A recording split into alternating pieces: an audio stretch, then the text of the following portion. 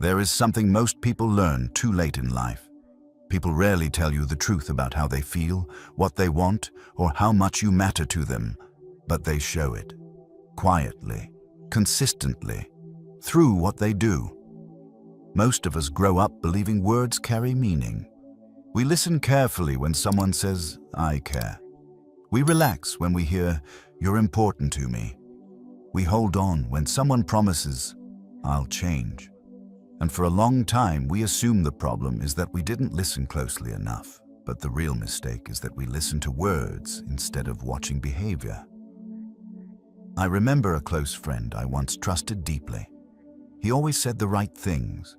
He talked about loyalty, about how much he valued our friendship, about how people should always show up for each other. And for a while, I believed him. But when I needed support, that he was always busy. When I was struggling, he disappeared. And when things were going well for me, he returned, smiling, talking, acting as if nothing had happened. At first, I made excuses for him. He's stressed. He didn't mean it. Everyone gets busy. That's what we do when we want words to be true more than we want reality. But eventually, something became impossible to ignore.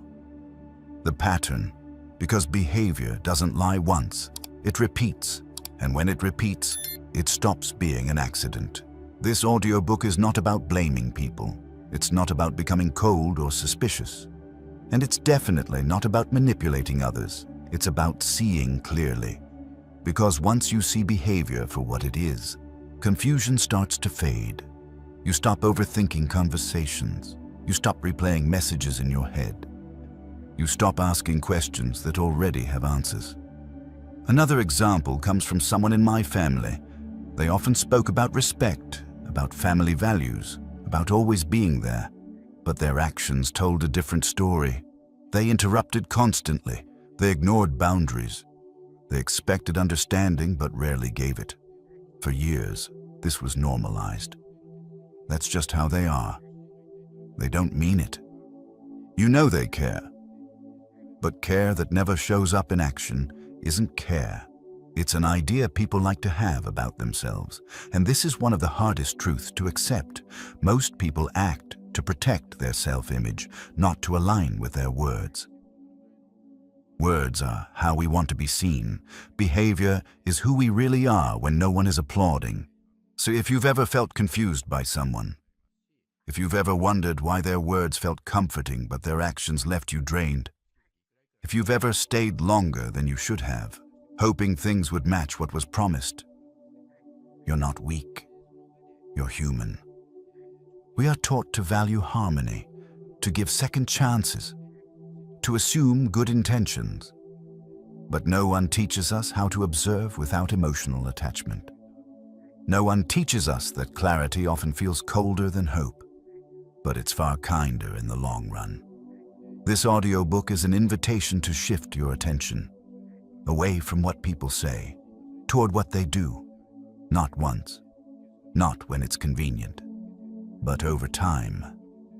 You'll learn why people avoid saying what they truly mean, and why they don't need to. You'll understand how silence can speak louder than explanations.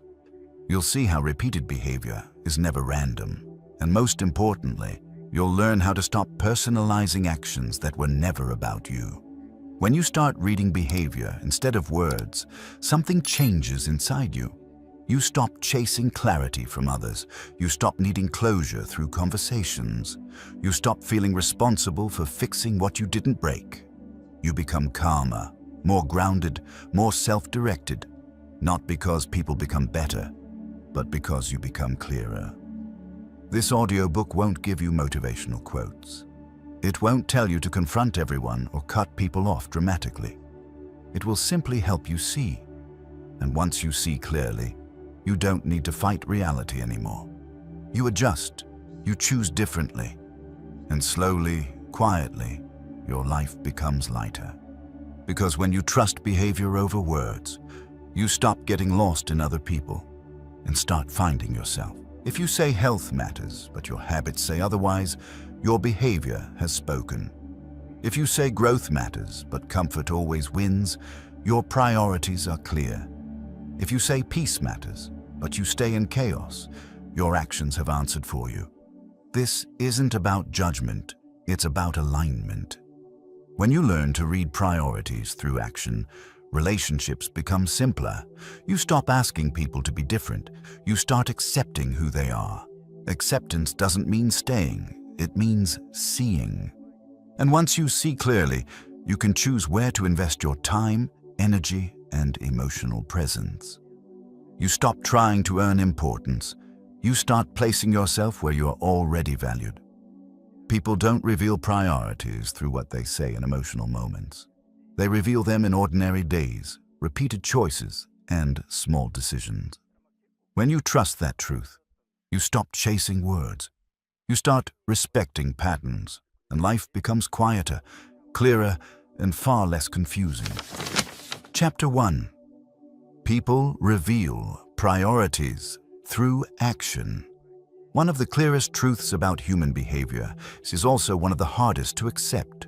People do exactly what matters most to them, not occasionally, not accidentally, but consistently.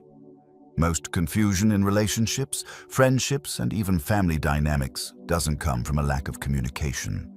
It comes from listening to words while ignoring patterns. We hear explanations, apologies, and promises, and we want them to be real. But priorities don't live in sentences. They live in behavior. I once had a friend who constantly talked about how important connection was to him. He said relationships should always come first. He spoke about being present, about showing up, about loyalty. And for a long time I believed him because his words matched the version of him I wanted to trust. But when it came time to act, there was always a reason. He was busy. He forgot. Something else came up. At first, it seemed reasonable. Everyone has responsibilities. Everyone has bad timing sometimes. So I adjusted my expectations. I became more flexible. I told myself that caring doesn't always look the same. But then the pattern became clearer. When something benefited him, he found time. When it didn't, he disappeared.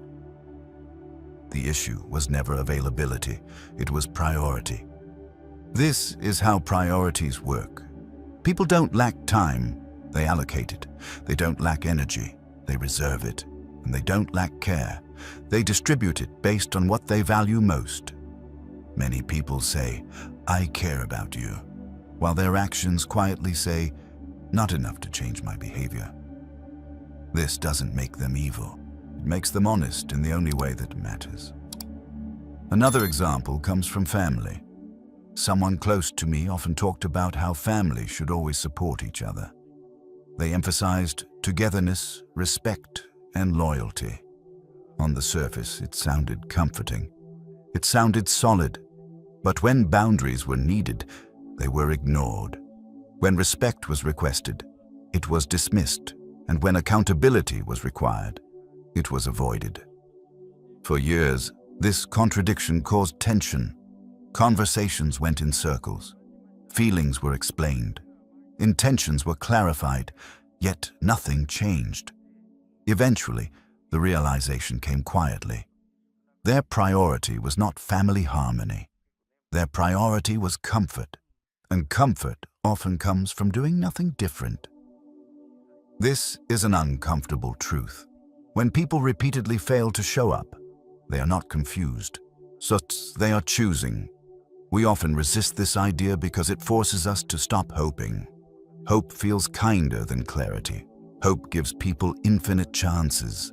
Clarity asks us to adjust our position. But clarity is not cruel. It is stabilizing. Priorities reveal themselves through patterns, not moments. Anyone can show care once. Anyone can apologize once. Anyone can make a promise when emotions are high. What matters is what happens when nothing is urgent and no one is watching. There is a quiet relief that comes when you stop interpreting behavior as a personal failure. Many people spend years asking, "Why am I not enough?" when the real question is this a priority for them? Those are very different questions. The first erodes self-worth. The second restores perspective. I've seen people transform their lives by making this single shift. One person I know spent years trying to earn attention from a partner who constantly promised change. They analyzed every word, every message, every excuse. They waited for clarity through conversation. The clarity never came, but the behavior never changed either. Eventually, they stopped negotiating with words and started observing actions. They noticed who followed through, who initiated, who adjusted, and who stayed exactly the same. That awareness didn't make them bitter. It made them calm. They stopped chasing explanations and started making decisions. This is the power of watching behavior. It removes emotional fog. Another friend once told me something that stayed with me. They said, "When someone wants to be in your life, they don't make you guess." At first, that sounded harsh, but over time it proved true.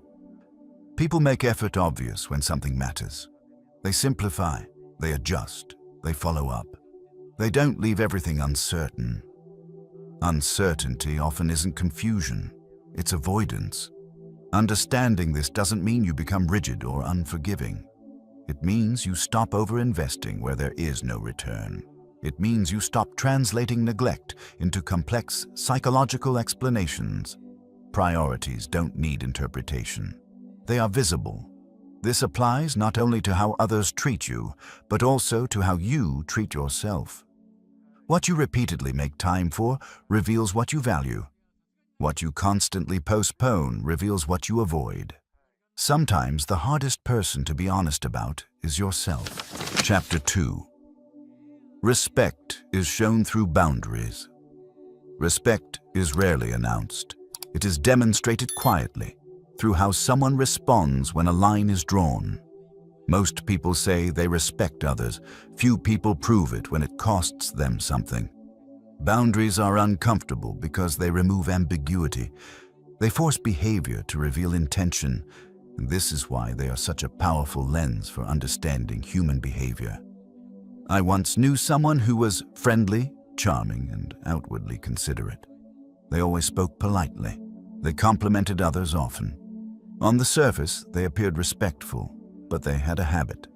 They showed up late. They interrupted conversations. They dismissed requests with jokes. And when someone expressed discomfort, they brushed it off as being too sensitive. At first, this behavior was easy to excuse. They didn't mean harm. They were just casual. That's just their personality. But over time, a pattern emerged. The moment someone enforced a boundary, their tone changed. They became defensive. They minimized the issue. Sometimes they withdrew completely. That reaction revealed more than any polite word ever could. Respect is not about how someone behaves when everything goes their way. It's about how they respond when they are told no. Boundaries are not walls. They are signals. They say, "This is where I end and you begin." And the way someone reacts to that signal tells you exactly how they see you. I've seen this play out in families, friendships, and work environments. One person I know constantly accommodated others. They answered messages immediately. They adjusted their schedule. They avoided conflict to keep peace. For as a result, people grew comfortable crossing lines. Calls came late at night. Requests came without notice. Expectations grew without consent. When this person finally spoke up and asked for small changes, the response was surprising. Some people reacted with understanding. They apologized and adjusted. Others reacted with irritation. They accused them of changing. They implied selfishness. They created guilt. That difference mattered. Those who respected the boundary revealed respect for the person. Those who resisted it revealed a preference for access over connection. This is one of the most important insights boundaries offer. People who benefit from your lack of boundaries often call them unnecessary. Many people confuse kindness with self-erasure. They believe being easygoing makes them likable. But what it often does is teach others that their comfort matters more than your limits. Boundaries correct that imbalance. I once heard someone say, if setting a boundary costs you a relationship, it was already costing you yourself. That statement isn't dramatic. It's precise. Respect does not disappear because of boundaries. It becomes visible. Another example comes from the workplace. A colleague consistently took credit for shared work. When confronted gently, they laughed it off. When confronted directly, they became cold. The words they used were professional, but their behavior shifted. Collaboration stopped. Support vanished. The boundary didn't create the disrespect. It exposed it. This is why boundaries feel risky. They threaten dynamics that rely on silence. They disrupt comfort built on imbalance. People who respect you may not always like your boundaries, but they will honor them. People who don't will try to negotiate, ignore, or punish you for having them. Understanding this saves years of emotional labor. Boundaries are not about controlling others. They are about clarifying yourself. You're not asking for permission. You're stating what you will participate in. This distinction matters. When boundaries are unclear, resentment grows. When they are clear, relationships either strengthen or end. Both outcomes are informative. I've watched people become calmer once they stopped over-explaining their limits. They didn't argue. They didn't justify. They simply acted consistently. They declined invitations that drained them. They stopped responding immediately. They corrected disrespect once and then adjusted behavior. And the result was not isolation, it was alignment. Some relationships faded, others improved. But confusion disappeared. Respect thrives on clarity. It withers in ambiguity. It's also important to recognize how boundaries reveal your own standards. What you tolerate repeatedly becomes the norm. What you allow teaches others how to treat you. This is not about blame. Many people were never taught to set boundaries. They learned to survive by accommodating. They learned that saying no meant risk. But adulthood offers a choice. You can continue operating on old conditioning, or you can redefine what respect looks like in your life. Boundaries are not rigid rules. They evolve. But they require consistency. A boundary enforced once and abandoned later becomes a suggestion. Consistency is what gives boundaries meaning. When someone repeatedly crosses a boundary after it's been clearly stated, they are not confused. They are deciding that your comfort is less important than their convenience. Seeing that truth doesn't require anger. It requires honesty. Respect is not loud. It doesn't argue. It adjusts. When you begin to watch how people respond to your boundaries, relationships stop being mysteries. You no longer wonder where you stand. You see it. And when you respect your own boundaries, something subtle shifts inside you. You stop seeking validation through endurance. You stop proving worth through sacrifice. You begin to value peace over approval. Boundaries don't push the right people away. They position you correctly with them. And in that position, respect becomes less about what is said and more about what is quietly honored. Chapter 3. What people do under pressure is who they are. Most people are easy to be around when life is calm. They are polite when nothing challenges them. They are generous when nothing is at stake. They are patient when they feel in control. But pressure changes the environment, and when the environment changes, behavior reveals what words have been hiding. Pressure doesn't create character, it exposes it. I once worked closely with someone who was universally liked. They were articulate, supportive, and agreeable. They handled conversations smoothly and seemed emotionally intelligent. If you asked anyone about them, you would hear the same description. They're great to work with. That image held up until things went wrong. A deadline was missed. Responsibility needed to be shared. Suddenly, the tone shifted. They became defensive. They interrupted others. They reframed events to protect themselves. The calm, cooperative version of them disappeared. What replaced it wasn't surprising. It was revealing. This is how pressure works. It removes the space people use to manage impressions. It compresses decision-making, and in that compression, instinct takes over.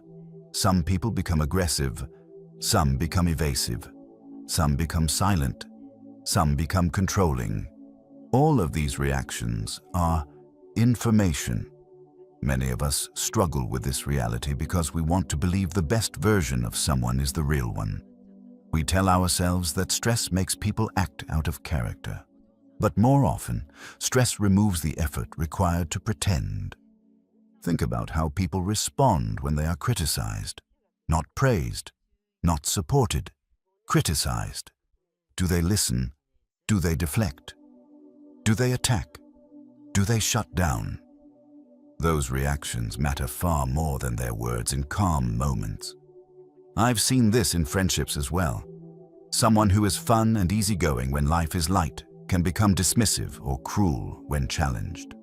When emotions rise, they may invalidate your feelings, mock your concerns, or accuse you of overreacting. Later, when things settle, they may apologize. They may explain. They may say they didn't mean it. But the moment of pressure already told you something important. Under pressure, people default to what they know, not what they say they believe. Another example comes from family. A relative of mine always emphasized harmony. They spoke often about keeping peace, about avoiding conflict, about staying close. And as long as no one disagreed with them, everything seemed fine. But the moment someone questioned a decision or expressed discomfort, their response changed. They raised their voice. They reframed the issue as disrespect. They demanded compliance in the name of unity. The pressure of disagreement revealed the real priority: control. This isn't rare. Many people value peace only when it means agreement. When peace requires self-reflection or compromise, it becomes inconvenient. Pressure also reveals how people treat power. Give someone authority, responsibility, or leverage, and observe what happens. Do they become more considerate or more entitled? Do they listen more or less? I once saw a person who spoke passionately about fairness rise into a position of influence. Almost immediately, their behavior shifted.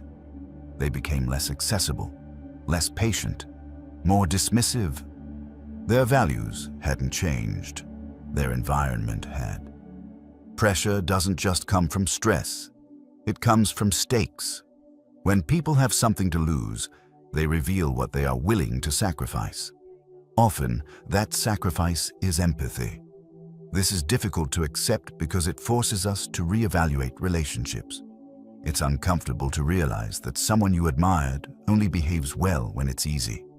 But clarity rarely feels comfortable at first. There's an important distinction here. Everyone reacts poorly sometimes. Everyone has moments of frustration. What matters is pattern, not exception. A single emotional reaction doesn't define someone. Repeated behavior under pressure does. When pressure consistently leads to blame, dismissal, or aggression, that is not circumstance.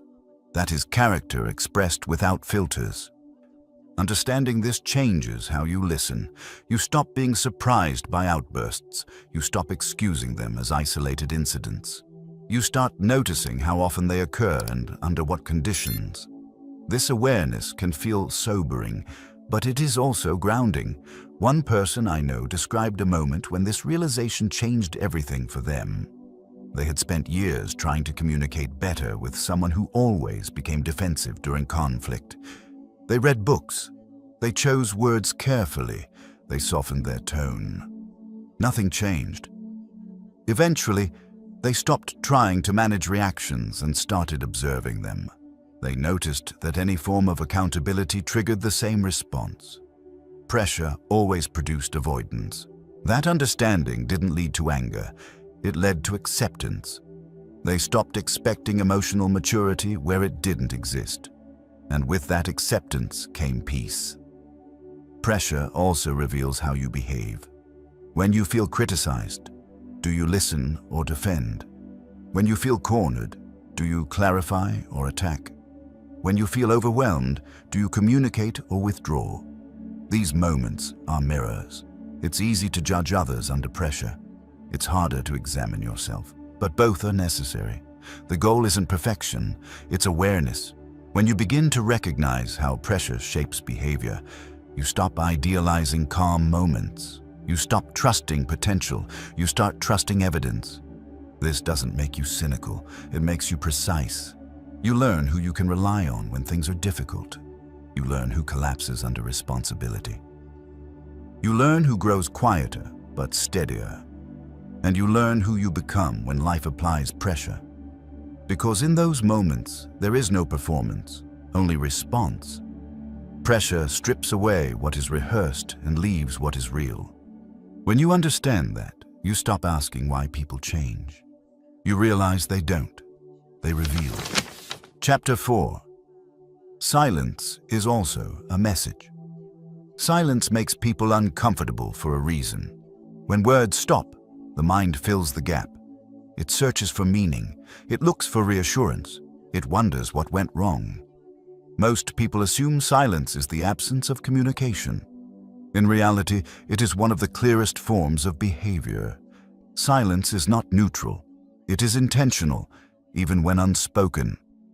I once experienced this in a close relationship. Messages that were once answered quickly began to sit unanswered. Conversations shortened. Responses lost warmth. There was no argument, no explanation, just distance. At first, I told myself it meant nothing. People get busy. Life happens. Not everything requires a response. But the pattern continued. Days passed, then weeks. The silence wasn't random. It appeared at specific moments. After vulnerability, was after questions, after requests for clarity. That silence was speaking. Silence can mean many things. It can mean avoidance. It can mean discomfort. It can mean punishment. It can mean indifference. What it almost never means is confusion. When people are confused, they ask questions. When they care, they clarify. Silence is often chosen because it allows someone to withdraw without responsibility. This is why silence hurts more than honesty. Honesty gives you something solid. Silence leaves you suspended. I've seen this dynamic play out in families as well. Someone is upset but refuses to speak. They withdraw emotionally. They become distant. Others are left guessing, walking carefully, trying not to trigger something they don't understand. Over time, this creates anxiety, not because of what is said, but because of what isn't. Silence is often used to regain control. When someone feels overwhelmed, confronted, or challenged, silence becomes a way to avoid engagement while maintaining power. There is no argument to lose if you don't speak, no accountability if nothing is stated, no resolution if nothing is addressed. That is why silence can be more revealing than anger. Anger shows engagement. Silence shows withdrawal. Another example comes from friendships. A person stops reaching out. They don't explain why. They don't say goodbye. They simply disappear. Later, if confronted, they might say they needed space, or they didn't know how to talk about it, or they assumed the other person understood. But the silence already communicated something. Disengagement without effort. This doesn't mean silence is always malicious. Sometimes people go quiet because they lack emotional tools. Sometimes they don't know how to express discomfort. Sometimes they fear conflict. But impact matters more than intent. Silence affects the person receiving it, regardless of the reason. One of the most difficult lessons is realizing that silence after you ask for clarity is often the clarity. If someone truly wants to resolve something, they respond, even briefly, even imperfectly. Silence is rarely accidental when a response matters. I once watched a friend wait for closure that never came. They replayed conversations, analyzed tone, and wondered if they had said something wrong. Weeks turned into months. Eventually, they realized something painful but freeing. The lack of response was the response. That realization didn't erase the hurt, but it ended the confusion. So silence can also be a test. Some people withdraw to see who will chase them, who will apologize, who will bend first. When someone consistently goes silent to regain reassurance, it becomes a pattern of emotional manipulation, even if unintentional. Understanding this helps you step out of the cycle. Silence is not something to be chased. It is something to be observed. When someone goes silent, watch what happens next. Do they return when it benefits them? Do they reappear without acknowledging the absence? Do they repeat the pattern? Patterns matter more than explanations. This awareness also applies to how you use silence. Do you withdraw instead of communicating? Do you avoid difficult conversations? Do you hope silence will make problems disappear? Silence can protect in the short term, but it rarely resolves anything. There is a difference between intentional space and avoidant silence. Space is communicated. Silence is imposed. One creates clarity, the other creates doubt. When people respect you, they don't leave you guessing where you stand. They may need time, but they communicate that need. They don't disappear and expect understanding. This is an important distinction. I've seen people regain peace by stopping the habit of chasing silent behavior. They stopped sending follow-up messages. They stopped explaining themselves. They stopped asking for answers that were already given. Instead, they adjusted their investment.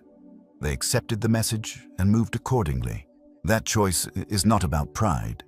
It's about self-respect. Silence is information. Ignoring it doesn't make it disappear. Interpreting it accurately prevents unnecessary suffering. When you stop filling silence with assumptions, you begin to see it clearly. You stop blaming yourself for someone else's withdrawal. You stop trying to earn engagement. You recognize that connection requires participation from both sides. Silence tells you where that participation has ended. This understanding brings emotional steadiness. You stop reacting to absence. You stop waiting for words that may never come. You let behavior speak. Silence is not empty. It is full of meaning, and once you learn to listen to it, you stop mistaking quiet for hope. Chapter 5. People act to protect their self-image. Most people don't act to discover the truth. They act to protect the story they tell themselves about who they are. This is one of the most consistent patterns in human behavior, and also one of the most misunderstood. We like to believe people are driven by values. In reality, many are driven by identity, not who they are, but who they need to believe they are in order to feel okay with themselves. Words help maintain that identity. Behavior protects it. I once knew someone who described themselves as honest and emotionally mature. They talked openly about accountability, growth, and self-awareness. If you listened to them, you would assume they were deeply reflective. But whenever they were confronted with something uncomfortable, something changed. Mistakes became misunderstandings. Most harmful actions became unintentional. Feedback became an attack. The words stayed calm. The explanations were smooth. But the behavior revealed something else entirely, a refusal to sit with discomfort that threatened their self-image. This is how self-image operates. When people feel aligned with who they believe they are relaxed. But when that image is challenged, behavior becomes defensive. Defensiveness is not always loud. Sometimes it looks like joking. Sometimes it looks like intellectualizing. Sometimes it looks like silence. But the goal is always the same: protect the identity. Another example comes from someone in my family. They often spoke about being generous and selfless. They took pride in being the one who always helps. And to be fair, they did help when it reinforced that image. But when they were asked to acknowledge harm they caused, they avoided the conversation entirely. When generosity required humility instead of praise, it disappeared. The behavior was consistent. Help was offered when it supported identity. Accountability was avoided when it threatened it. This doesn't mean people are fake. It means they are human. The ego's primary job is survival, not truth. Many conflicts persist, not because people don't understand each other, but because understanding would require admitting something they are not ready to face. I've seen friendships break not over the original issue, but over the refusal to acknowledge it. One person needed to preserve their image as the good one. The other needed honesty. Those needs were incompatible. When someone prioritizes their self-image over the relationship becomes secondary. No amount of explaining changes that. This is why apologies often sound right, but change nothing. They are designed to relieve discomfort, not to transform behavior. A real apology requires a temporary loss of identity. It means saying, "I was wrong," without adding justification. That moment feels dangerous to the ego. So instead, people say, "I'm sorry you felt that way," or "That wasn't my intention," or "You misunderstood me." These phrases protect the self-image while appearing responsible. Behavior tells the truth if the same harm repeats. The apology was not a bridge. It was a shield. Understanding this helps you stop negotiating with words. You stop trying to phrase things perfectly. You stop thinking clarity will change someone who is protecting an identity. And you begin to see that some conversations are not about resolution. They are about defense. This awareness is freeing. It saves energy. It prevents endless loops. I once watched a friend exhaust themselves trying to get someone to see their impact. They believed that if they explained it clearly enough, empathy would appear. It never did. Not because the other person lacked intelligence, but because understanding would have required rewriting how they saw themselves. That cost was too high. People protect their self-image even when it costs them connection, even when it costs them growth, even when it costs them peace. This doesn't mean you need to confront everyone. It means you need to stop expecting behavior that contradicts someone's identity strategy. When you notice that someone consistently avoids accountability, deflects blame, or reframes every issue to stay right, you are seeing their priority. It is not truth. It is not repair. It is preservation. This applies inward as well. When you feel defensive, ask yourself why. When feedback triggers justification, notice it. When mistakes feel threatening, pause. Growth begins when the desire to be honest becomes stronger than the need to look good. That is rare, but it is possible. People who can admit fault without collapsing are not weak. They are secure. Their identity is flexible enough to include imperfection. That flexibility changes everything. When you learn to observe self-image in behavior, you stop taking things personally. You stop assuming malice. You start seeing fear. Fear of being wrong. Fear of losing status. Fear of no longer matching the story they've lived inside. You don't need to fix that fear. You only need to recognize it. Because once you do, you stop waiting for accountability that may never come. You stop mistaking explanations for change. You adjust your expectations, and that adjustment is not resignation. It is clarity. People act to protect their self-image. Behavior shows you how far they are willing to go to do it. When you accept that truth, you stop chasing honesty from those who cannot afford it, and you start placing your energy where growth is possible. Chapter 6. Repeated behavior is a decision.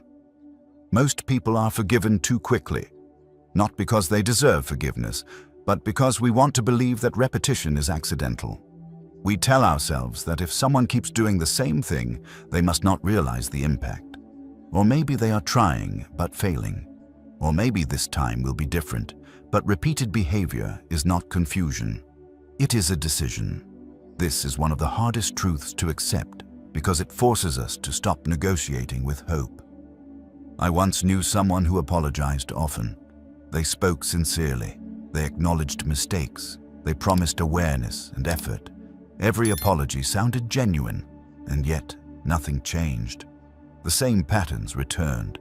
The same boundaries were crossed. The same explanations followed. At some point, the apologies stopped meaning anything. Not because they were insincere, but because they were disconnected from action. A single mistake is human. A repeated mistake is information. When behavior repeats after awareness, it is no longer accidental. It is chosen. Many people struggle with this idea because it feels harsh. We want to be compassionate. We want to believe in growth. And growth is possible. But growth always shows up in behavior before it shows up in language. If someone says they understand but continues doing the same thing, their understanding is intellectual, not internal. And intellectual understanding without behavioral change is irrelevant. Another example comes from a close friendship I witnessed over many years. One person consistently canceled plans at the last minute. There was always a reason, always a story, always an apology. At first, it was accepted. Life is unpredictable. But when it happened again and again, something became clear. Canceling wasn't a failure of planning. It was a habit of prioritization. That person didn't intend to hurt anyone, but they did intend to keep their options open. And the cost of that flexibility was someone else's time. Repeated behavior reveals not what people mean, but what they value. We often confuse intention with impact. We say, they didn't mean to, as if that erases the outcome. But impact accumulates regardless of intention. One moment doesn't define a person. A pattern does. This is why repeated behavior is so important to observe calmly, without anger, without drama, without confrontation, just observation. When someone repeatedly ignores boundaries, avoids accountability, shows up only when it's convenient, disappears during difficulty, they're telling you how they operate. You don't need to argue with that information. You don't need to explain it to them. You only need to decide what you will do with it. I've seen people waste years trying to change someone who was very comfortable staying the same. They believed that patience would eventually lead to transformation. But patience without limits often teaches others that change is optional. Change requires discomfort. And if someone is protected from discomfort, there is no incentive to evolve. This doesn't mean you punish people or issue ultimatums. It means you adjust access. Repeated behavior loses power when it no longer has an audience. And another realization that often comes late is this. People change when the cost of staying the same becomes higher than the cost of changing. If there is no cost, there is no reason. This is not manipulation. It is cause and effect. When you continue engaging with the same behavior while hoping for a different outcome, you become part of the pattern. Recognizing repeated behavior is not about labeling someone as bad. It's about recognizing stability. Some people are very stable in their habits, very consistent in their choices. Consistency is not always positive. Sometimes it simply means resistance to growth. One person I know described a moment when this finally clicked.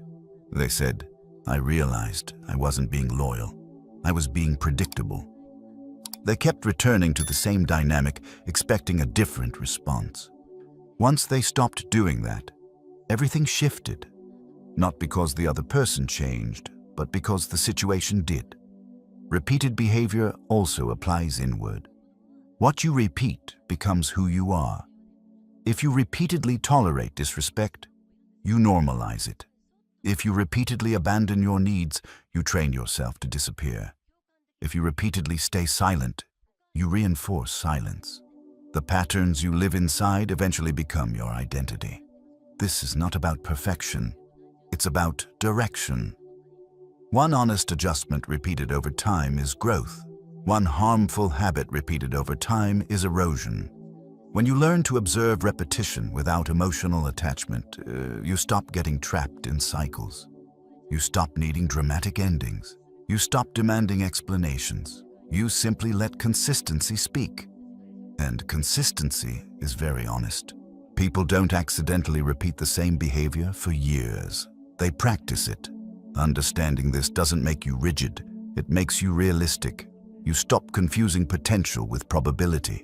You stop asking, "What if this time is different?" and start asking, "What has actually been happening?" That shift is quiet but powerful. Repeated behavior is a choice. And once you see that, you regain your own. You can choose to stay. You can choose to step back. You can choose to change how much access someone has to you. But you can't choose for someone else to be different. That illusion disappears when you accept repetition as truth. And when you do, relationships become less exhausting. You stop trying to fix. You stop trying to convince. You start responding to reality as it is. Not harshly, not coldly, but clearly. Chapter 7. What people tolerate shows their standards. One of the most honest indicators of a person's values is not what they demand, but what they accept. People speak often about standards. They talk about what they deserve, what they expect, and what they will not tolerate. But words are easy. Tolerance is harder to fake. What someone repeatedly allows becomes the environment they live in. I once knew someone who constantly complained about being disrespected. They talked about how people took advantage of their kindness, how they felt unseen and undervalued. Their frustration was real. Their pain was valid. But their behavior never changed. They continued answering late-night messages. They continued agreeing to things they resented. They continued staying silent when boundaries were crossed. Over time, and a difficult truth emerged. The disrespect wasn't just coming from others, it was being permitted. This isn't about blame. Many people were taught that tolerance equals virtue, that endurance is strength, that being easygoing makes life smoother, but tolerance without intention becomes self-erasure. Standards are not declared, they are enforced quietly, through action and consistency. I've seen this pattern clearly in relationships.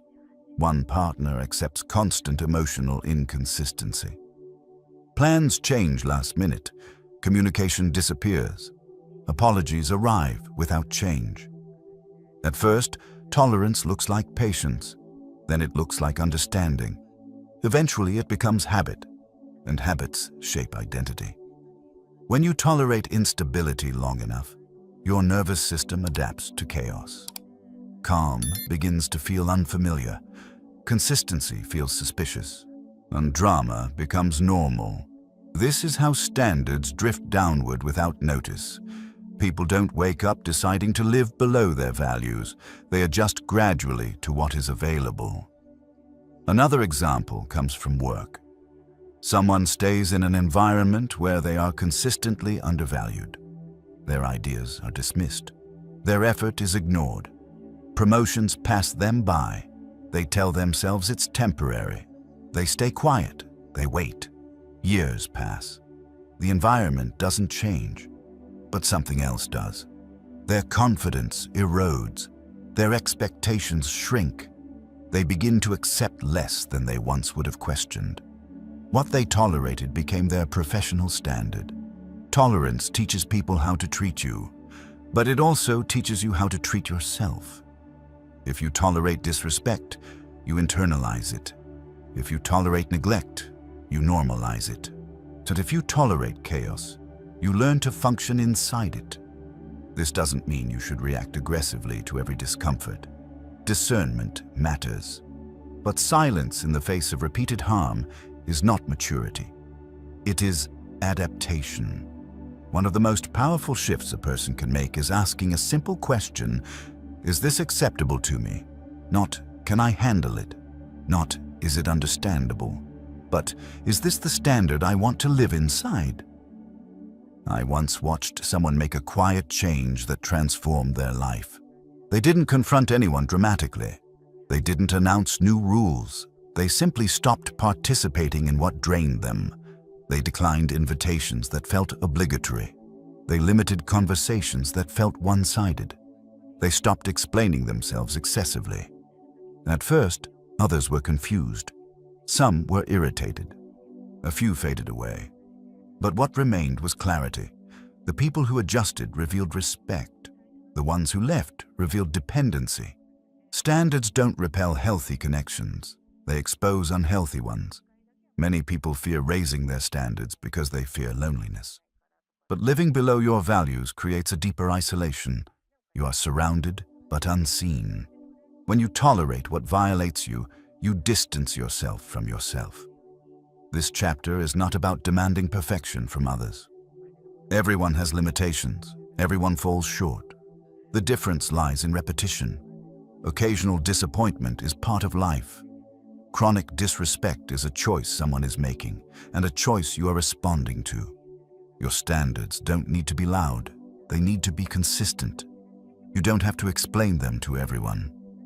You demonstrate them through what you continue and what you stop. Standards are not ultimatums. They are filters.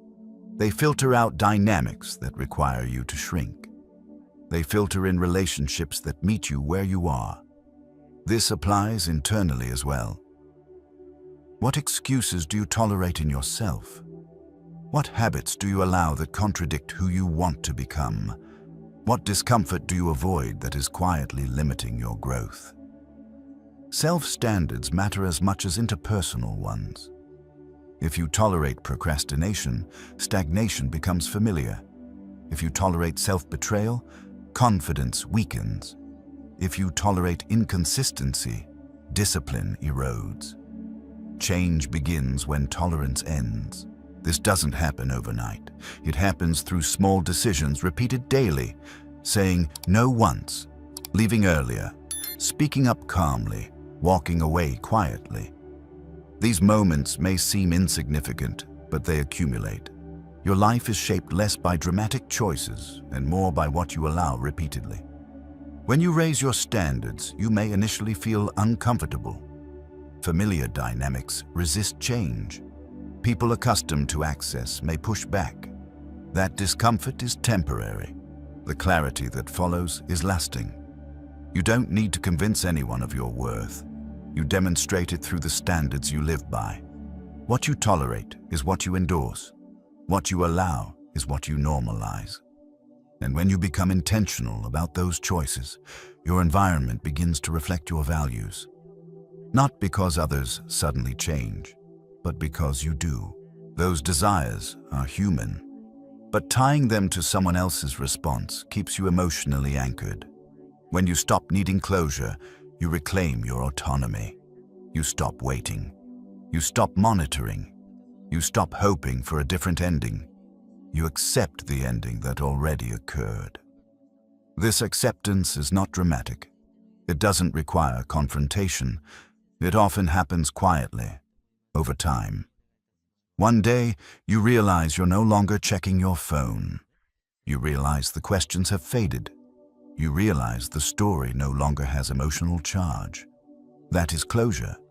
Not because everything was resolved, but because you resolved yourself. Seeing behavior clearly also protects you from false closure. Some people offer explanations that sound satisfying, but change nothing. They say the right things to ease tension, but their behavior remains unchanged. That kind of closure is temporary. It soothes, but it doesn't settle. True closure aligns words and actions, and when that alignment is absent, the safest choice is to trust actions. Closure is not about the past. It's about the future. When you no longer need explanations, you become more selective with your energy. You stop reopening closed doors. You stop chasing emotional clarity from people who avoid it. You begin to move forward with awareness instead of attachment. This doesn't mean you harden. It means you mature. You still care. You still feel. You simply don't abandon yourself in the process. Once you see behavior clearly, you also become more honest with yourself. You stop pretending you didn't notice. You stop minimizing red flags. You stop rewriting history to protect comfort. You allow reality to stand. And reality, once accepted, is surprisingly peaceful. Closure doesn't require answers. It requires courage. The courage to stop asking questions that keep you stuck. The courage to trust what you saw. The courage to move forward without validation. When you reach that point, something profound happens. You stop needing people to explain themselves. You stop needing relationships to end neatly. You accept that some chapters close without commentary. And that's okay, because once you see behavior, you don't need closure to move on. You already have the truth. Chapter 8. Once you see behavior, you stop needing closure. Closure is something many people chase without realizing what they are truly looking for. They think they need an explanation. They believe one more conversation will bring peace. They hope a final apology, a final confession, or a final admission will help everything make sense. But closure rarely comes from words. It comes from understanding behavior. Most people seek closure because they feel unfinished. Something ended without clarity. Something changed without warning. Something hurt without acknowledgement. And the mind, uncomfortable with uncertainty, wants resolution. So we replay conversations. We imagine what we should have said. We wait for messages that never arrive. But the truth is this: if someone wanted to give you closure, they already would have. And closure is not withheld by accident. I once knew someone who spent years waiting for an explanation from a former partner. They believed that if they could just understand why things ended the way they did, they could finally move on. They wrote messages in their head. They rehearsed calm conversations. They told themselves they weren't asking for much, just honesty. But the explanation never came. What eventually brought peace was not a conversation, but a realization.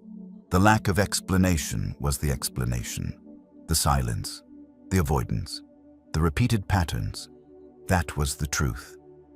Closure is often delayed because we confuse curiosity with hope.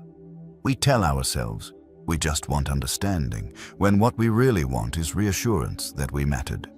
But behavior already answered that question. That people explain what they value through consistency, effort, and presence. When those disappear, no amount of explanation can change the meaning. Once you see behavior clearly, the need for closure begins to dissolve. Not because the pain disappears, but because confusion does. Confusion keeps wounds open. Clarity allows them to heal. Many people resist this idea because it feels unfair. They believe they deserve an explanation. And emotionally, that's true. But psychologically, waiting for it keeps you dependent on someone else's willingness to be honest. That dependence has a cost. I've seen people delay their own growth because they were waiting for words that never came. They postponed healing. They postponed decisions. They postponed moving forward. Not because they were weak, but because they were hopeful. Hope can be beautiful, but when it is attached to someone else's accountability, it becomes a trap. Once you stop needing closure, something shifts. You stop needing permission to move on. You stop seeking validation from someone who is no longer participating. You begin to trust what you observed. Behavior becomes enough. This applies not only to endings, but to ongoing relationships. Many people stay in confusing dynamics because they are waiting for clarity that never arrives. They ask for reassurance repeatedly. They ask for honesty repeatedly. They ask for effort repeatedly. But the answers remain inconsistent. In those cases, the absence of change is the answer. Closure is not a conversation. It is a conclusion you reach within yourself. Another powerful realization is this: closure does not require agreement. You don't need someone to admit fault. So you don't need them to see your perspective. You don't need them to apologize correctly. Those things feel satisfying, but they are not necessary for peace. Peace comes from acceptance. Acceptance does not mean approval. It means acknowledging reality as it is, not as you wish it to be. I once heard someone say, "Closure is when you stop asking why and start saying, 'This is what happened.'" That shift changes everything. You stop asking why they didn't show up. You stop asking why they changed. You stop asking why they couldn't communicate. You start saying, "They didn't show up. They changed. They didn't communicate." Facts replace stories, and facts are grounding. Another reason people chase closure is because they fear repeating the same experience. They believe that without understanding what went wrong, they will make the same mistake again. But the lesson is not hidden in explanations. It is visible in behavior. Once you learn to observe patterns, you don't need detailed reasons. You recognize signals earlier. You trust yourself faster. You don't need to know why someone avoids accountability to know what avoidance looks like. You've seen it. You don't need to know why someone withdraws under pressure to know what withdrawal feels like. You've experienced it.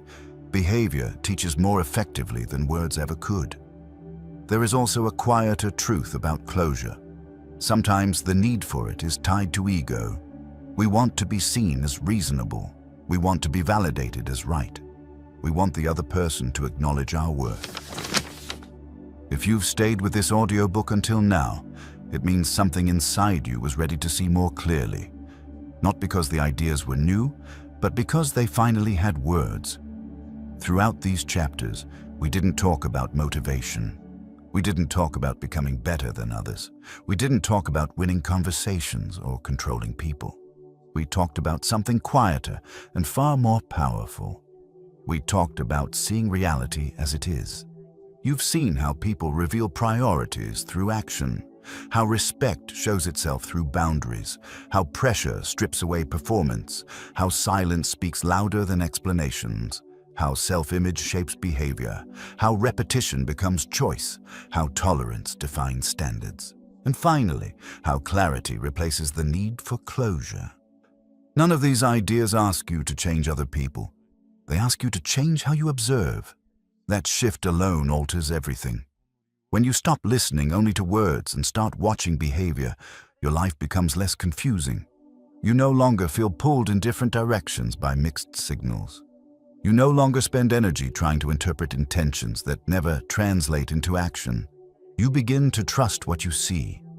And trust in your own perception is one of the most stabilizing forces you can develop. This doesn't make you cold. It makes you grounded. It doesn't make you suspicious. It makes you discerning. You still care. You still feel. But you stop giving meaning to things that don't earn it.